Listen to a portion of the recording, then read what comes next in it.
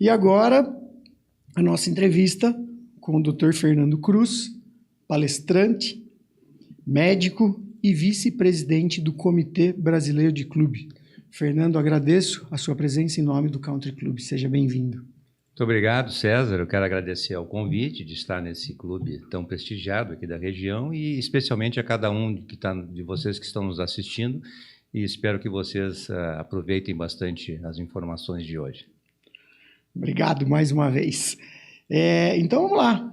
Você é médico antes de ser gestor e conta um pouquinho como que iniciou a sua carreira, se você na família, os pais, alguém tem medicina, como que começou, quem que incentivou?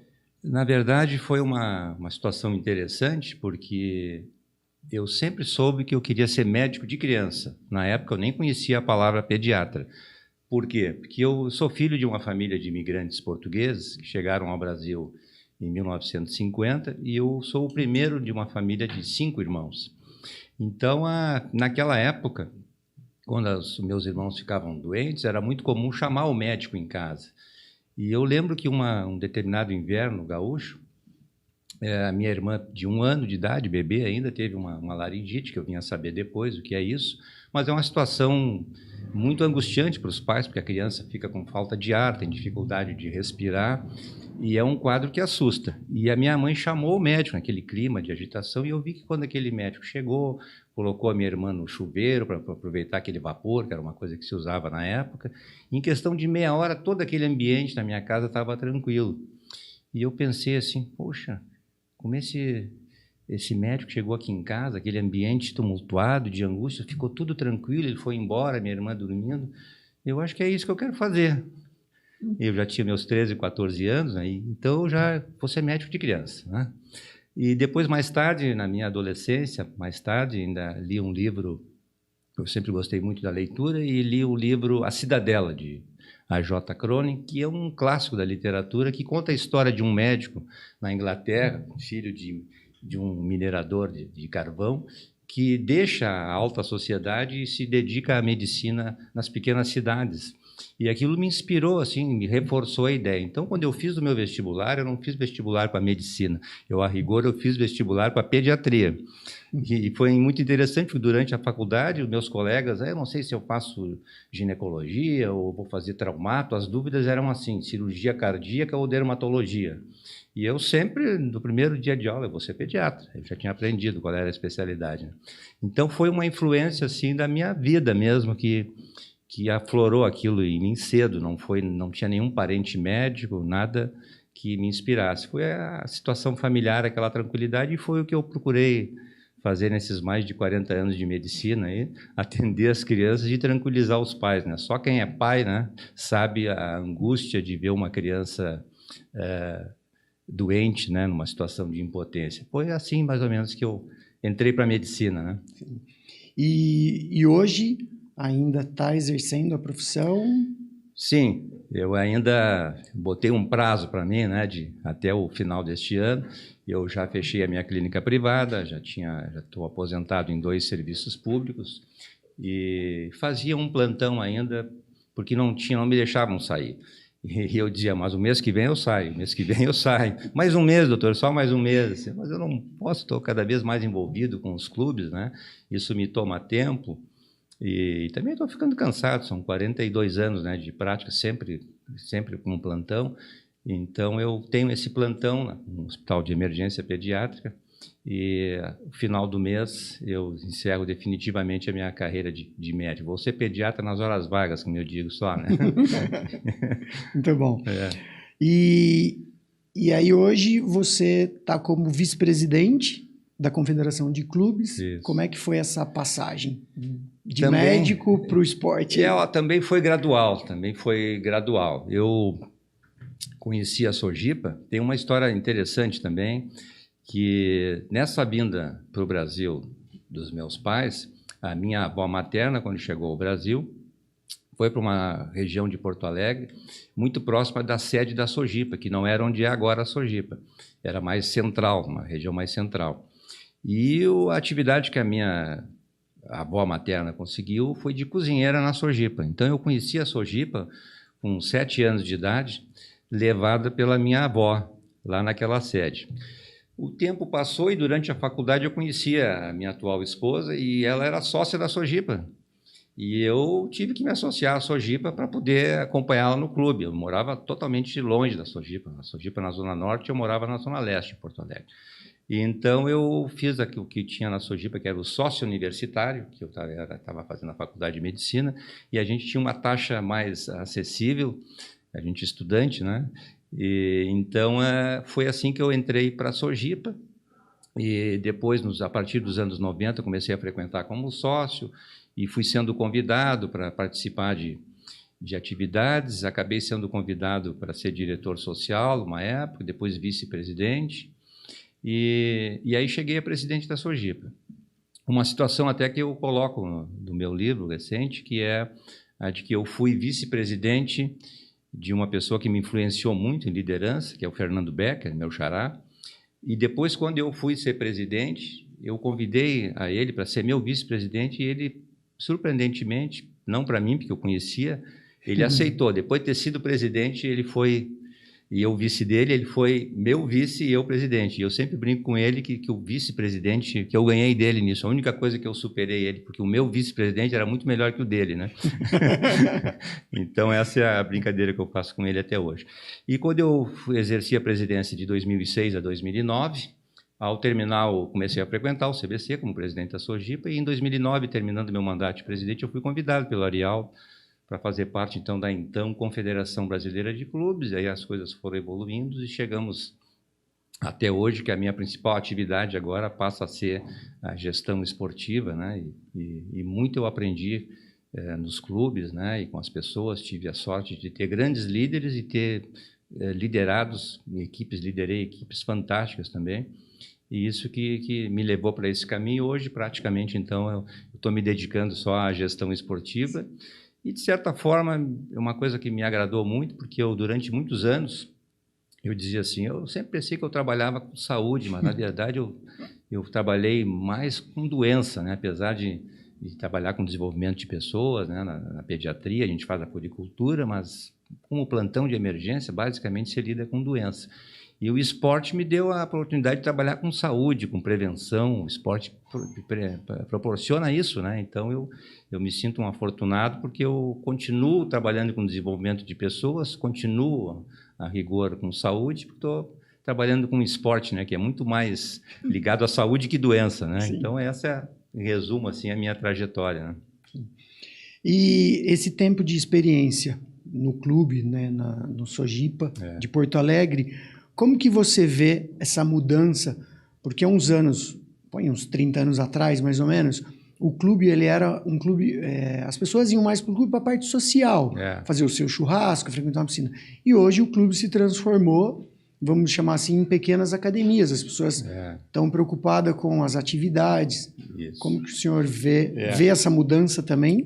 Eu acompanhei essa mudança de certa forma, né? Porque nesse período, logo que eu comecei a frequentar o clube, de uma maneira geral, especialmente na classe média e média alta, o associado ao clube, a gente se associava a um clube muito também em busca de um certo status social.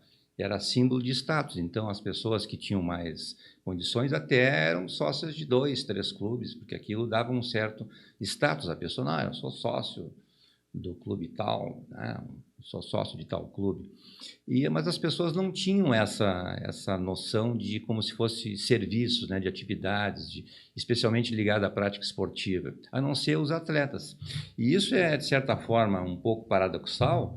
Se a gente for ver a criação dos clubes no Brasil, que remonta lá ao início do século XX, final do século XIX, os clubes foram formados por imigrantes que queriam se lembrar das coisas da sua terra natal, mas basicamente em busca de uma atividade. Então, a Sojipa Sojipa quer dizer Sociedade de Ginástica Porto Alegre, mas o nome original da Sojipa era Sociedade de Ginástica em alemão, porque eu não sei a palavra, tá? Isso é até um parênteses interessante. Eu até hoje, em 154 anos da Sojipa, eu sou o único presidente da Sojipa que não tem origem alemã.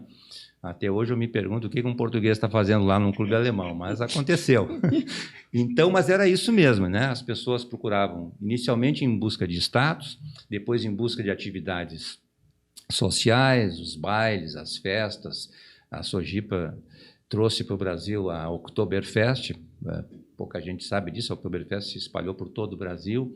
Alguns acham que foi em Blumenau, mas não foi. A Sojipa, em 1911, um grupo de imigrantes que estavam lá, criaram a Oktoberfest porque eram os 100 anos da festa de casamento do rei da Bavária, Ludwig, que foi em 1810. Então, em 1910, os imigrantes fizeram a Oktoberfest, que foi a primeira no Brasil.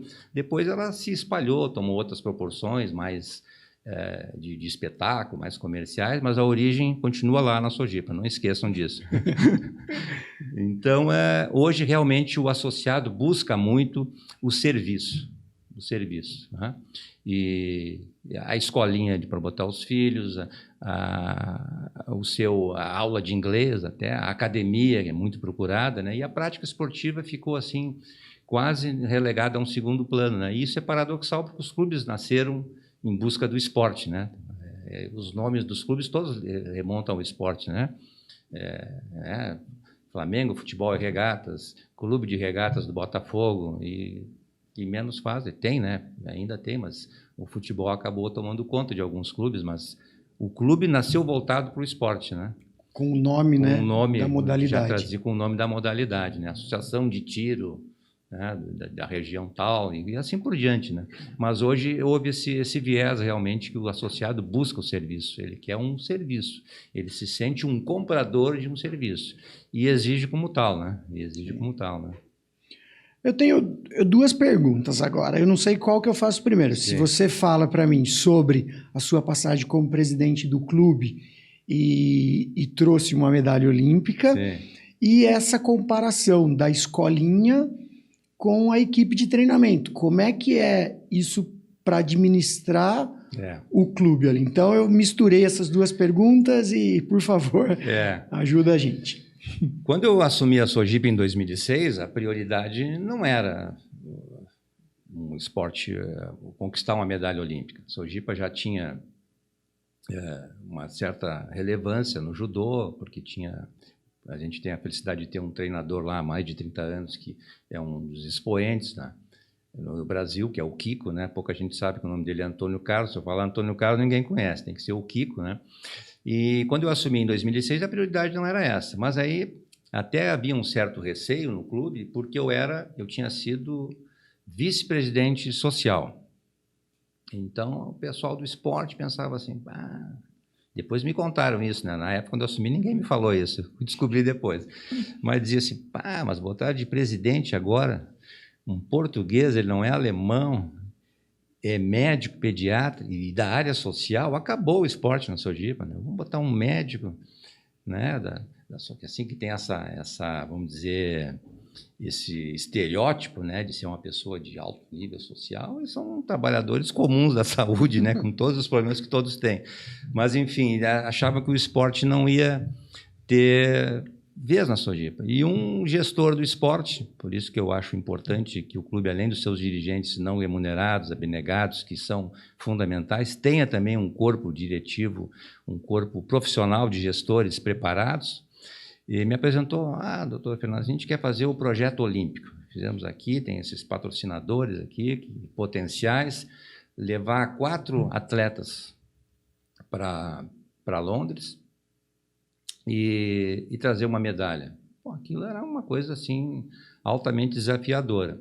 Eu analisei o projeto, então vamos fazer esse projeto sim, vamos lá. Onde é que a gente tem chance? Vamos focar onde a gente tem chance. É atletismo e judô. E aí aconteceu uma coisa muito interessante também, que a gente, para fechar a nossa meta de partir para Londres, precisava da 4ª modalidade. Nós tínhamos em esgrima, o judô e atletismo. E aí a gente tem que ter um pouco de sorte na vida também, né?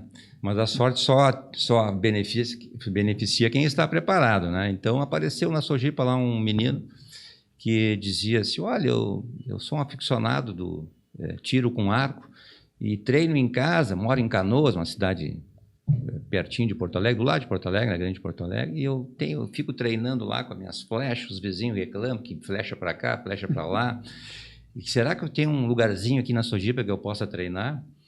Aí eu falei, veio direto, pediu para falar com o presidente, eu chamei o meu gestor de esporte, viu esse camarada aí, se ele atira flecha direito mesmo, vamos ver o que é.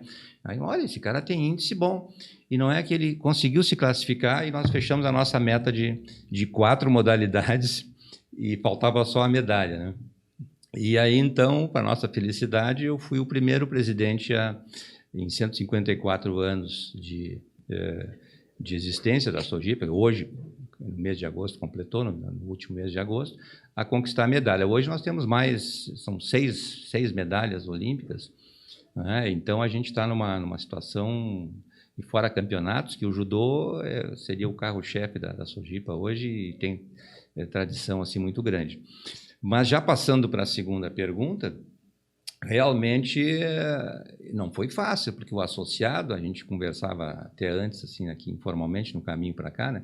O associado do clube, ele quer o serviço, ele procura o clube porque ele quer jogar futebol, ou quer ir na piscina, ou quer nadar. Então, não é como o futebol profissional que a gente tem torcedor, né?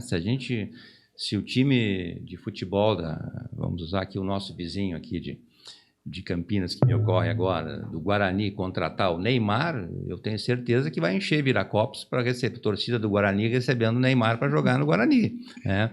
Agora, se o Country Club, o Country aqui de Valinhos, né, trouxeram um atleta de judô aqui, de expressão, vamos dizer, olha, o Daniel lá da Sojipa, medalhista olímpico na última Olimpíada, se mudou para São Paulo, quer treinar agora no Valinhos. Vai ter algum sócio que vai reclamar. Quem é esse menino ali, gaúcho, que chegou aí? Eu, há 40 anos que eu estou nesse clube aqui, quase desde a fundação, e sempre que eu treino aqui, tal dia, agora não pude treinar na academia, porque tem um camarada lá no meu aparelho predileto de musculação, está lá. Mas esse aí é um campeão medalhista olímpico. Eu quero fazer a minha musculação na hora que eu quero. Então, a estratégia que eu usei, primeiro, foi de mostrar para o associado, fiz isso no conselho, levei o atleta, primeiro medalhista olímpico, levei ele no conselho deliberativo, contei a história, como é que a gente tinha chegado ali, e mostrar que, graças a isso, o conselho deliberativo, como de qualquer clube, é feito por pessoas maduras, né? Mas eu disse, olha, os filhos de vocês, ou os netos de vocês, têm um tatame na escolinha de judô de primeiro mundo, porque nós temos um medalhista olímpico. Vocês caminham numa pista com todo o conforto, e não mais naquela pista antiga que a gente tinha na Sojipa de carvãozinho. Não sei se chegou a ver esse tipo de pista. Sim, sim. Que a gente chegava em casa, a mulher dizia, tira o tênis, nem entra em casa com essa meia e esse tênis, né? Com aquele carvão. Vocês correm numa pista com certificação internacional, porque temos atletas. Se não tivesse atletas, a gente não teria condição de ter isso. E agora, então, com os recursos que tem de incentivo, do governo federal e mais especificamente com o CBC, agora o clube pode se tornar totalmente independente. Vários clubes no Brasil passaram da condição de só fazer esporte se tivesse o recurso. Eu falo muito da Sojipa porque é um clube que eu conheço bem, e hoje o esporte de alto rendimento na Sojipa, por exemplo, é totalmente autossustentável, quer por patrocinadores, quer por subsídios de incentivo fiscal e do próprio CBC. Então, tem que mostrar para o associado que o benefício final, lá na ponta, o associado é que vai usufruir dos benefícios que um atleta traz para o clube, né? Então, acho que isso cabe ao papel do dirigente, né? Fazer esse papel de mostrar aos conselheiros e ao seu associado que o atleta não é um competidor dele, e sim alavanca muito o benefício para o associado no sentido de equipamentos, materiais, e fora que o intangível, que é um nome para a cidade, um nome para o clube, isso traz vantagens para todos os envolvidos, né? Então, acho que o caminho é esse, né? Sim. Hoje, o Comitê Brasileiro de Clubes, a palavra está correta? Comitê ou confederação? O Comitê Brasileiro de Clubes, que é o nome atual, ele nasceu como confederação. Era uma entidade, então, ligada a defender os interesses do segmento clubístico, como dissídios coletivos, leis de incentivo, de isenções de IPTU, por exemplo, uma série de coisas que preocupam os clubes, relação com economatos, relação com ECAD, uma coisa que sempre foi o fantasma, né, de todo dirigente de clube. E com o passar dos anos, por um movimento acontecido há mais de 20 anos atrás, nós começamos a nos preocupar com a formação de atletas, que isso é um outro capítulo, né? A formação de atletas no Brasil. A gente sabe que países como os Estados Unidos, por exemplo, a formação de atletas é feita nas universidades, né? E é uma maneira até, é visto até pela população americana como uma maneira de o americano, o cidadão comum, ter acesso ao estudo, que o estudo superior nos Estados Unidos é caríssimo. Eu me lembro que uma visita, uma vez, um pai me disse assim, sabe que, um brasileiro que estava viajando comigo, sabe que nos Estados Unidos, quando nasce o bebê, aquela cena do pai no vidro, assim, olhando para o bebezinho dele, né, no berçário, o primeiro pensamento do pai é assim, como é que eu vou botar esse guri na faculdade, na universidade, né? E o esporte se mostrou um caminho para isso, né? Então, nos Estados Unidos, o esporte é feito tendo como base as escolas e as universidades.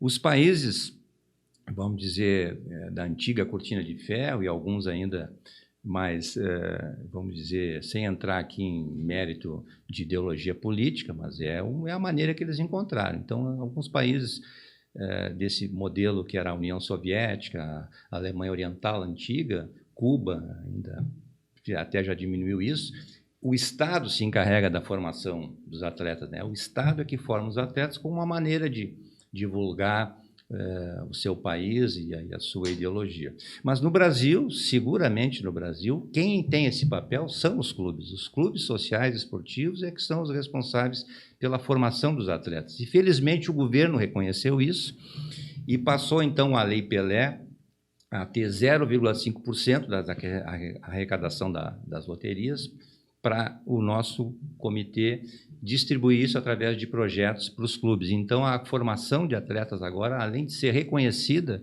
como legítima, tem esse apoio do comitê. E aí, como passou a fazer parte do Sistema Nacional do Desporto, foi quase que natural, porque ele se equiparou ao Comitê Olímpico do Brasil e ao Comitê Paralímpico Brasileiro. Então, nada melhor do que ser Comitê Brasileiro de Clubes. E é essa a razão da origem do nome que hoje nós usamos. E hoje o Comitê Brasileiro, quais os benefícios que ele traz para o clube a respeito da filiação, quais as etapas que o clube precisa passar? A primeira coisa que a gente tem que entender, e os clubes também, é que o Comitê Brasileiro de Clubes ele não é um órgão de distribuição de recursos, como se poderia pensar assim, numa análise mais superficial. O Comitê Brasileiro de Clubes ele tem um programa de formação de atletas estruturado, né? Então não é simplesmente um repasse de valor. Então esse programa de formação ele é estruturado em 3 eixos, que segue a lógica da formação de atletas assim, em linhas gerais. O primeiro eixo é materiais e equipamentos. Para quem não está assistindo e possa ficar em dúvida, os materiais são os uniformes, as bolas, alguma coisa de remos, enfim, são coisas teoricamente perecíveis. Os equipamentos são bens mais duráveis, é uma piscina olímpica, uma pista atlética, uma quadra, né, o piso de uma quadra de tênis ou multiesportiva, então equipamentos de musculação, né? Então, materiais e equipamentos é o primeiro eixo. O clube recebe recursos e compra, então, materiais e equipamentos, que podem ser usados pelo associado também, dentro daquela linha que eu disse. Vocês têm uma musculação que eu tive a oportunidade de conhecer aqui, do Count, uma musculação que se vê em poucos lugares do Brasil, de primeiro mundo, tanto em dimensões como em equipamentos, estão de parabéns, é uma belíssima academia. Obrigado. E quem usa essa academia? Só os atletas? Não, nós vimos lá, tinham os atletas de vôlei treinando e, ao mesmo tempo, chegando os associados para fazer a sua musculação. Então, esses materiais e equipamentos não são exclusivos para o uso de atletas, eles podem ser usados pelos associados. O mesmo vale para a piscina, o mesmo vale para as quadras, para as pistas, né? Então, esse é um argumento. Primeiro eixo, materiais e equipamentos. O segundo eixo, ele é de recursos humanos. Então, o CBC repassa recursos para os clubes e esses clubes podem remunerar a sua equipe técnica, preparador, fisioterapeuta e, inclusive, até um gestor técnico, porque o acompanhamento desses resultados e também a prestação de contas requer uma expertise específica e muitas vezes o clube não tem essa pessoa, até para fazer os projetos. Logo no início, a maioria dos clubes contratava uma pessoa e essa pessoa trabalhava para 5, 6 clubes e fazia os projetos. Não funcionou muito bem, porque era aquela coisa por demanda, entrega o tema de casa e vai embora. Então, a gente sempre estimulou que o clube tivesse o seu próprio gestor. E, para isso, até os recursos agora cobrem esse salário desse gestor também. Então, o segundo eixo, recursos humanos. E o terceiro eixo, né, a gente não pode imaginar formação de atleta sem a competição. A competição é que vai mostrar, então, os resultados. E esse terceiro eixo com os campeonatos brasileiros interclubes, em que o clube recebe, aí não mais o recurso, mas recebe o benefício direto. Esses recursos são executados pelo CBC, que compra, adquire as passagens aéreas, e agora nós estamos, a questão de um mês, com um sistema único no Brasil, talvez só tinha sido usado por uma entidade do governo, que nós compramos as passagens diretamente das companhias aéreas. Então, nós não temos mais a necessidade, como se tinha antes, até para a prestação de contas, de ter uma agência intermediária. Então, nós abrimos um credenciamento, temos aí as 3 principais companhias aéreas do Brasil credenciadas e as passagens são adquiridas diretamente da companhia aérea, o que favorece que a gente faça eventuais trocas, porque a gente sabe, nós estamos lidando com esporte, a gente marca um campeonato lá para fevereiro e bota lá o número de atletas, aí o atleta número 5 se machucou, tem que substituir por outro. Então, isso numa situação normal de troca de passagens, envolve taxas e uma série de transtornos. Então, esse é o terceiro eixo, as competições em que o clube recebe passagem aérea e estadia para a sua equipe técnica, arbitragem e atletas. Esses 3 eixos. É claro que, como a gente tem 2 formas de fazer isso, ou o clube recebe o recurso ou recebe o benefício, que é as passagens e estadia, o clube tem que estar estruturado minimamente e não são nem diretrizes do CBC, faz parte da legislação atual. O clube, para receber recurso público e qualquer entidade, ela tem que demonstrar que tem independência financeira, ou seja, aquele recurso não vai fazer o clube funcionar. O clube funciona sem aquele recurso. O recurso é específico para a formação. Então, por isso que o CBC tem que cobrar uma mensalidade, como qualquer associação, ela vive dos seus associados. O CBC é uma entidade privada, associativa, por isso vive de contribuições de seus associados, como os clubes são, entidades privadas, associativas, que demonstram a sua capacidade financeira. E, então, ele comprovando isso, ele recebe os recursos públicos, então, senão ele não pode receber recurso público. O clube, ao se vincular, que é a primeira categoria, ele tem acesso a participar de todos os congressos que o clube faz, geralmente é um congresso grande por ano, depois tem mais um seminário de formação, e, para além disso, ele recebe toda a orientação para que ele avance de categoria. Ele começa como vinculado. Ele tem direito, então, a participar dos campeonatos, porque aí ele não recebe o recurso, ele recebe o benefício. O CBC adquire as passagens, então ele tem que ter, assim, minimamente só algumas condições, que precisa só ter a sua ata, seus estatutos registrados, aquela coisa que qualquer clube tem já elaborado. A condição de filiado primário já permite que ele receba recursos para adquirir os equipamentos, né? E então, na condição de filiado pleno, esse clube tem a vantagem, então, de receber todos os benefícios, materiais e equipamentos, pode receber, então, os recursos para pagar as suas equipes técnicas e, é claro, participar dos campeonatos. Então, isso é uma série de etapas que o CBC ajuda o clube a vencer essas etapas. Basicamente, são documentações, a certificação da Secretaria Especial do Esporte, é um documento talvez mais trabalhoso, mas isso o clube aprende, nós temos nos congressos e permanentemente advogados, assim, trabalhando com os clubes, né, assessorando os clubes nessa linha.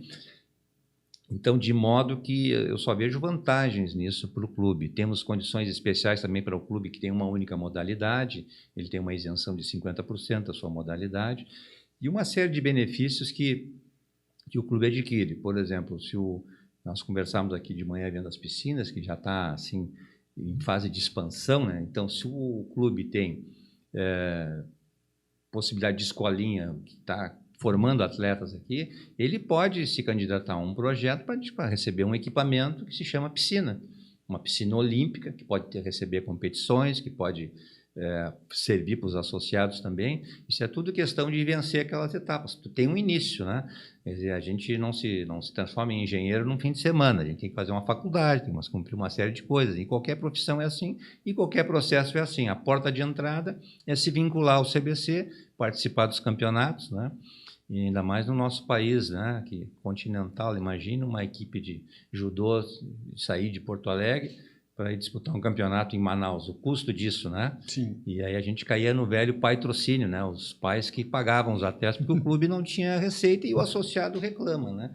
De que a mensalidade que ele paga para usufruir dos serviços está sendo usada para atletas de alto rendimento. Então a gente consegue eliminar esse, vamos dizer assim, até vou usar uma palavra, ranço, vamos dizer assim, não deixa de ser um ranço, né? Porque a pessoa não está bem atenta aos benefícios que traz. Então, de novo, o associado tem que saber dos benefícios que tem para a sua entidade, ter pelo menos uma modalidade de esporte de alto rendimento. Só vai trazer benefícios para o clube, e trazendo benefícios para o clube, quanto mais forte for o clube, melhor atendimento ele dá para o seu associado. Né? É simples assim, né?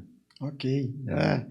Vamos, o count está no caminho. Está no caminho, com certeza. Está no caminho. Joia.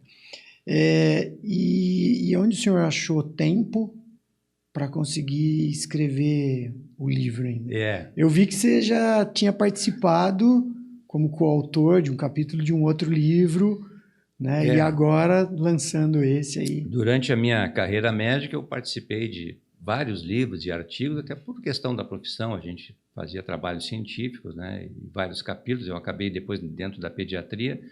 Eu fiz uma especialização em medicina do adolescente, que nos anos começou a ficar muito forte a partir dos anos 90, porque o adolescente era terra de ninguém, né? Ele era grande para ir no pediatra e o clínico geral não mandava de volta. Chegava naquela parte de 13, 14 anos, a própria criança, eu não quero ir no pediatra, não sou mais criança. E o clínico geral olhava, não, isso aí é do pediatra, não atendo criança. Então, fiz essa especialização em medicina do adolescente. E aí eu comecei a ter mais oportunidade de escrever em livros técnicos. Mas eu sempre tive uma vontade assim, de escrever sobre a minha trajetória, as coisas que eu aprendi, especialmente no mundo de clubes, né? E então, a partir daí, eu resolvi escrever. Foram, assim, 3 anos, né? Eu escrevia um pouco, né? Às vezes a gente estava em casa e a minha mulher, tu já está aí escrevendo? Quem é que está fazendo aí, né? Não, deixa aqui, me deixa quietinho aqui, que agora me deu uma inspiração aqui, eu tenho que escrever isso aqui, né? E fui fazendo e consegui terminar agora esse ano, né? E tem várias experiências ali, né? Em que eu procuro trazer o que a gente, conceitos teóricos básicos de gestão e de liderança, associados às experiências que eu tive, tanto na vida médica como na vida de clubes, né? Então foi assim que ele nasceu, né? Sim. Então tem várias histórias aí, todas que contam um pedacinho de cada, né? E o prefácio, nada mais do que o iatista Lars Grael. O prefácio eu tive a felicidade, né? Privilégio, isso é um privilégio de poucos, né? Mas eu tive a felicidade de trabalhar o Lars Grael no início do CBC. Eu era, na época, vice-presidente de formação e ele era o nosso superintendente técnico. Ele trabalhava diretamente comigo e ele ficou encarregado, ele teve a missão de nos ajudar pelo seu conhecimento e pela sua trajetória de vida, não fazer essa distribuição desses recursos, como estabelecer critérios para fazer como a gente ia descentralizar esses recursos. Então, ali surgiu uma admiração, eu já tinha uma admiração muito grande por ele, como atleta, pela sua história de vida à distância, mas conhecendo ele assim na intimidade, digamos assim, de conviver junto no trabalho, admirei muito mais a pessoa do que o próprio atleta, né? É uma pessoa fantástica, né? E quando eu falei que escrever isso, né, ele prontamente disse, não, eu faço o prefácio sim, né? E aí foi essa felicidade, uma pessoa ligada ao meio, né, que me deu essa chancela, e eu me considero um privilegiado por ter tido a honra de ter meu livro prefaciado por nada menos que Lars Grael. Né? E o livro hoje, ele tá, eu estou lendo o livro. Sim. Ele fala um pouco sobre a liderança. Sim. Você conta algumas histórias lá dentro. E hoje só um líder, uma pessoa hoje, um gestor, uma pessoa que tem uma equipe para ler, ou serve para todo mundo? Olha, se a gente for no Google e colocar conceito de liderança, vai aparecer literalmente milhares de definições. Mas a mais genérica, assim, que eu pude encontrar, é de que o líder é uma pessoa que influencia outras. Então, não precisa ter um cargo. O líder não depende de posto, de cargo, de autoridade, não depende disso. Uma pessoa que, pelo seu pensamento, pela sua visão, pelo seu conhecimento e pelo seu exemplo, principalmente, influencia outras, é um líder. Então, isso serve para todo mundo. Nós estamos influenciando pessoas na nossa vida a toda época. E eu me dei conta que, muitas vezes, a gente está em condições de liderança, não se dá conta disso, que influencia pessoas, e não se dá conta do comportamento da gente, né? Isso a gente faz em casa, na família mesmo. Eu dizia que, quando médico e adolescente, era comum o tipo de reação. Eu usava assim muito de analogia para falar com os pais. E, então, é aquela história: quem tem filho já deve ter feito isso alguma vez na vida. Chegar para um filho e dizer assim: no meu tempo não tinha isso, não tinha isso, não tinha aquilo, eu não tinha computador, eu não tinha celular, eu tinha que estudar. Esse é o que o pai diz para um filho. Por outro lado, o pai sempre ouve uma frase que todo adolescente um dia vai dizer para o pai: todo mundo tem isso, pai, só eu que não. Todo mundo vai lá naquela festa, todo mundo tem um celular, só eu que não tenho. Então, as duas coisas são meio exageradas, cada um defendendo o seu, né? E, normalmente, o pai ou a mãe trabalham assim. Vamos usar uma situação bem prática, nós estamos numa conversa bem informal, né? Então, imagine, você que está nos assistindo, a situação que o seu filho chega em casa e você está lendo o jornal ali, esperando as notícias do dia, e o filho diz assim: ó, pai, aqui está o meu boletim, eu fui mal em matemática. Eu falo, matemática é um trauma meu de infância. E aí ele olha assim: 5 em matemática. Ele para de dizer: o quê? 5 em matemática? Aí vem no meu tempo eu não tinha aula particular. Porque tu tem tudo, tu tem aula particular, eu te dou todo o recurso e tu me tira 5 em matemática. E ele ouve aquela missa, como eu digo, né? Normalmente, quando é o contrário, a missa não é a mesma, e deveria ser. Então, imagina a cena agora: a menina chega em casa e diz: ó, pai, aqui eu tirei 10 em inglês, ganhei uma bolsa. E ele faz assim: legal. E continua lendo o jornal. Então, tem que fazer a mesma missa, gente. Larga o jornal. Que bom, minha filha, tu ganhasse a bolsa, agora tu vai poder ir para os Estados Unidos, que tu queria ir. Que legal, vem cá, valeu a pena tu te esforçar, viu? E a gente não faz isso. Então, transportando isso para o mundo corporativo, é a história da menininha aquela, que eu acho que agora é oportuno contar, que vocês vão entender. Uma tarde, eu chegando a Sojipa, final de tarde, entrando no clube, na época da presidência, eu avistei, assim, ao longe, caminhando no pátio, a mãe com uma menina de 3 anos, com um abrigo, naquela saída de banho, e eu logo vi que era a Letícia, minha paciente desde o nascimento. E eu já me preparei para, como eu sempre faço, se cumprimento primeiro a criança, sempre depois a mãe, né? Porque o meu artista principal para mim sempre foi a criança, né? E eu já me preparei: vamos lá brincar com a Letícia. E à medida que eles se aproximavam, eu notei que a mãe a criança primeiro começou a chorar, um choro assim cada vez mais intenso. E a mãe, quanto mais a criança chorava, mais ria. E chegou ao ponto, quando eles se aproximaram, a Letícia chegou a se esconder atrás da mãe, agarrada na roupa da mãe. E a mãe não parava de rir. Eu disse: mas o que foi? O que aconteceu com a Letícia? E a mãe, quase sem parar de rir, disse: o senhor não vai acreditar, doutor. A gente estava na piscina e eu disse para ela: vamos embora, bota o abrigo e vamos sair.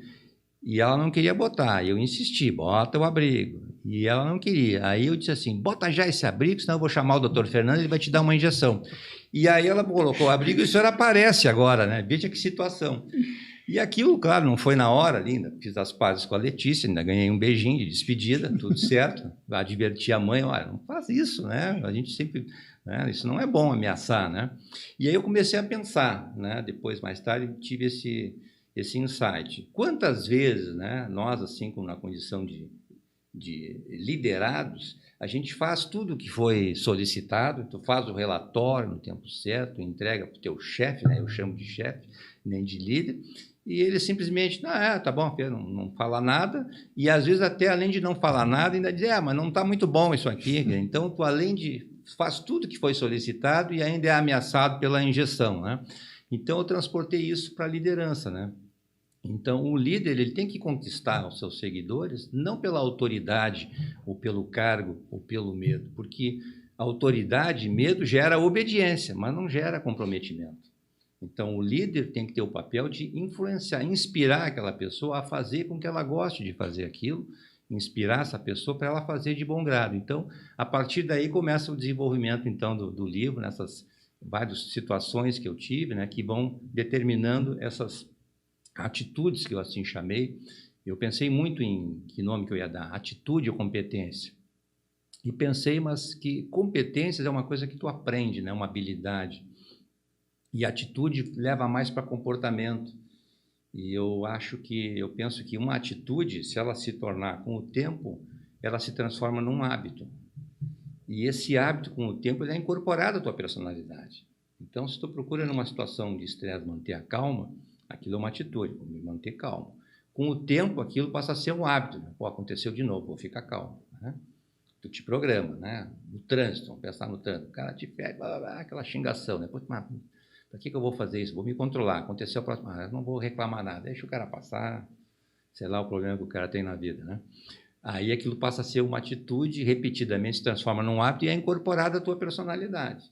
Então, essas 5 atitudes que eu coloquei são mais ou menos coisas comuns que deveriam ser de todas as pessoas. Isso vale para um líder, vale para uma pessoa que trabalha com outro funcionário, para qualquer pessoa que influencia a outra, né? No sentido de que aquilo se transforme e passe a ser uma pessoa melhor e aí ser o líder que todos gostariam de seguir, que é a frase que eu utilizo muito, né? Seja o líder que todos gostariam de seguir, né? Sim. E ainda tem gente falando que para ser líder precisa ter um dom, né? Ter dom. A pessoa nasce com aquele dom, então ela vai ser líder, né? Aí eu uso, vamos dizer assim, a analogia do esporte. Tem pessoas que já nascem com um tipo físico específico para salto em distância, perna longa, longilíneo e tal, e tem um dom. Mas se ele não desenvolver aquele dom, não vale para nada o dom. O dom é um ponto de partida. Então, isso vale para o esporte e vale para a vida. Evidentemente, tem grandes líderes mundiais que nasceram com esse dom. Mas, como diz um autor americano, os líderes natos são tão poucos que não são suficientes para a liderança que a gente precisa em todo mundo. Então, é preciso aprender. Então, a liderança ela é difícil de ser ensinada. A gente não se transforma em líder lendo assim, se tu ler a página 47 do livro do Dr. Fernando, tu vai ser um líder. Não é assim. Mas o conhecimento é o ponto de partida. Agora, não existe nada mais inútil, isso vale para tudo na vida, não existe nada mais inútil do que conhecimento não aplicado. Então, tem que ser aplicado. Né? Então, tu te transforma numa pessoa melhor. Então, a liderança, apesar de ser difícil de ser ensinada, ela pode ser aprendida, porque são características muito mais de comportamento do que habilidades. O líder, quando se fala assim, o que é um bom líder para ti? As primeiras coisas que tu vai pensar, não é assim se o cara sabe fazer bem uma tabela Excel, se ele domina a contabilidade, isso faz parte, tem que saber. Mas a gente vai pensar, mas ele tem visão, ele consegue me inspirar, mostra uma visão de futuro, ele faz com que eu acorde de manhã assim, né, certo? Hoje eu vou lá para a minha escolinha de natação, eu tenho 20 alunos novos, que legal, hoje eu vou transformar a vida daquelas pessoas, né? Então, isso é o porquê que tu faz isso, por que tu acorda de manhã? Então, tu está inspirado para isso. Agora, imagina assim, poxa, hoje eu vou ter que ir lá para o clube, vou ter que ficar lá dando aula, vou ganhar R$200 mil para fazer isso. Hipoteticamente, né? Mas sabe, eu já ganhei tantas vezes R$200 mil, não vou mais fazer isso. Porque o dinheiro é importante quando não se tem, né? Quando tu começa a ter, tu já tem coisas que tu não faz. Então, tu sente que tu está no teu trabalho certo, quando tu pensa assim, eu continuaria fazendo isso se eu não dependesse mais de dinheiro. Tirei na loteria uma mega sena, eu continuaria indo para o clube dar minhas aulas de natação? Se a resposta for sim, tu está fazendo a coisa certa, tu está fazendo o que tu nasceu para fazer. Isso é a melhor coisa que tem, né? Sim. Que a gente tem duas datas fundamentais na tua vida, é quando tu nasce e quando tu descobre para que tu está aí no mundo, né? Então, essas atitudes são para isso, tu vai descobrir o teu propósito, por que tu faz o que tu faz, e se transformar numa pessoa melhor, e isso é contagioso, né? Acreditem no médico, é contagioso esse comportamento, as pessoas ao teu redor ficarão melhores e a gente vai se transformar no líder que todos gostariam de seguir, né? Peguei uma frase aqui. Liderar não é impor, liderar é despertar nos outros a vontade de fazer. É o que você acabou de falar. É isso, exatamente. É exatamente isso, né? Então a gente tem que arrumar tempo para fazer. Uma outra frase que eu gosto muito, assim, mas como é que tu conseguiu ser médico, pediatra? A gente conversava, muitas vezes eu estava numa festa na Sojipa e tinha que sair, tinha um pager, depois do celular, na época do BIP, para fazer um atendimento. Eu sempre trabalhei com um atendimento em recém-nascido, então, em sala de parto. Então, eu dizia, como é que tu arruma tempo para tudo? E aí, eu lembro de uma frase que diz assim, quando a gente quer fazer uma coisa, a gente arruma uma maneira de fazer. Quando tu não quer fazer a coisa, tu arruma uma desculpa para não fazer. E é a pura verdade, porque não tenho tempo. Todos nós temos 24 horas, né? Eu não conheço ninguém que tenha um dia de 25, nenhum menos afortunado que tenha um dia só de 18 horas. Então, todos nós temos essa quantidade. O que a gente arruma uma maneira de fazer, quando a gente quer fazer alguma coisa, a gente arruma uma maneira de fazer. Quando a gente não está motivado suficientemente, a gente arruma uma desculpa, né? E aí aquela, não estudei porque meu pai não tinha condições, eu não pude fazer faculdade por isso, eu não fiz tal curso de especialização porque não tinha tempo. Então, a gente arruma uma desculpa, né? Sim. E é isso que a gente quer, transformar as pessoas em pessoas melhores e, se possível, em líderes. Mas, pontualmente, é um mito de que liderança é um dom. Ela pode ser aprendida como qualquer habilidade. Basta a pessoa internalizar esses conceitos, essas atitudes, passar aquilo de atitude para hábito e de hábito incorporar ao seu caráter, e aí a pessoa vai ser o líder, né? É só ter vontade, né? O nosso clube aqui, agora no dia 1º de dezembro, ele completou 60 anos. Nós estamos terminando o nosso CountryCast. Claro. Já agradeço, né, a sua participação. Queria que você deixasse um recado para os nossos associados. A gente conseguiu andar pelo clube, né? Você conheceu aí tudo. Sim, eu tive uma visão panorâmica do clube de vocês, suficiente para dizer que um clube de 60 anos, se fosse um ser humano, estava engatinhando. Daqui a pouco ele vai começar a levantar e caminhar. Isso para 60 anos para um clube não é nada. E o nível de avanço que eu vejo em vocês, tem clubes com muito mais idade que não tem. O número de sócios, as instalações que vocês têm. Então, eu me dirijo a cada um de vocês associados, continuem apoiando o clube de vocês e tenham a certeza de que essas modificações, o clube que tem um esporte de alto rendimento, como vocês têm agora o voleibol, além de fortalecer e dar orgulho a cada um de vocês de pertencer, né? Cada um de vocês tem que ter orgulho. Eu sou associado do clube do Country, né? Então, isso é uma sensação de pertencimento e de orgulho que vocês devem ter. Então, eu digo, apoiem a diretoria de vocês, invistam no esporte, porque o esporte, os benefícios que traz para o clube, vão reverter todos para vocês, né? Se vocês sonharem, vocês poderão ter uma piscina olímpica em breve, justamente porque vocês têm atletas de alto desempenho. Vocês vão ter quadras melhores para os seus lazer, para o lazer de vocês, se vocês tiverem esporte de alto rendimento. Então, a minha mensagem é essa. Aproveitem o clube, vocês têm instalações excelentes e apoiem a diretoria e os gestores, que eles trabalham para o bem de vocês. Ok. Muito obrigado, Fernando, pela sua participação. E aí, agora, o Paulo... Paulo, acho que não sei. Hoje tem pergunta, Paulo? Acho que você nem tem tanto que eu falei aqui, né? Não tem nada. Hoje. Não, tô tranquilo. Tava só de escuta de novo aqui, só adivinhando a conversa. Aprendendo. E então a gente encerra aqui, lembrando o nosso patrocinador, o Sport Bar, restaurante e lanchonete do Country Club. E quando estiver aqui, vem saborear os nossos petiscos, tomar uma cerveja. E lembrando que aos finais de semana a gente tem o buffet por quilo. Restaurante e lanchonete, o Sport Bar. Isso aí. Obrigado e até um próximo CountryCast.